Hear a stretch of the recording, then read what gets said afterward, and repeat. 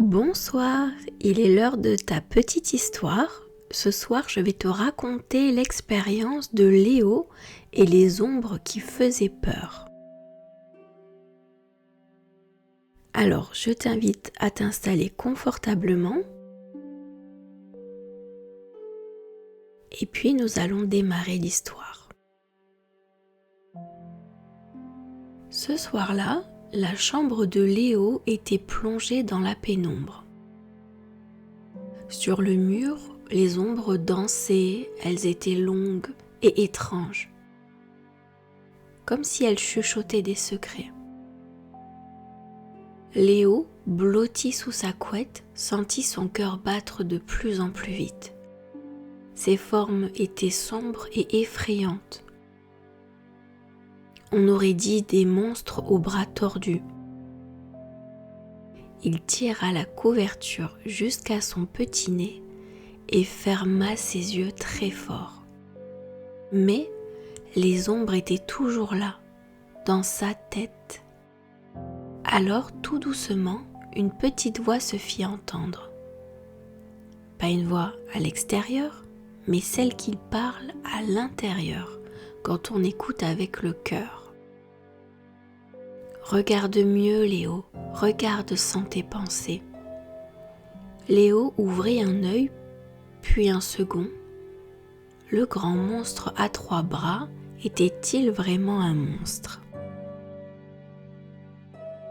Il s'assit, prit une grande respiration et alluma sa petite lampe de chevet.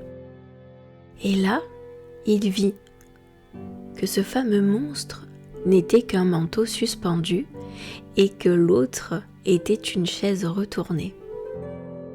Léo resta quelques secondes immobile, puis un petit sourire s'échappa de sa bouche. C'était moi, c'était mon esprit qui inventait tout ça. La petite voix murmura encore.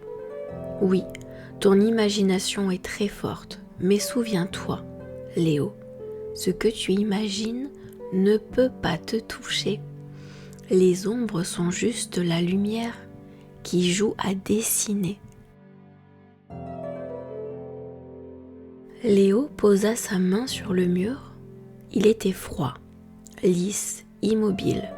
Rien à craindre, rien à fuir. Alors il inspira profondément, son cœur se calma et les ombres devinrent de simples formes dans la nuit. Elles étaient belles, elles étaient mystérieuses et surtout, elles étaient inoffensives.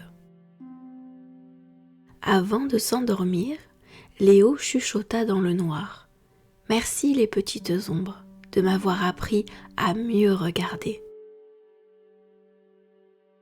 Et dans le silence paisible de la chambre, une dernière pensée douce flotta dans l'air. Ce ne sont jamais les choses qui nous effraient, mais les histoires que l'on raconte à leur sujet. Et c'est ainsi que le petit Léo s'endorma paisiblement, soulagé de toutes ces pensées qui l'effrayaient. Et maintenant, c'est à toi de t'endormir.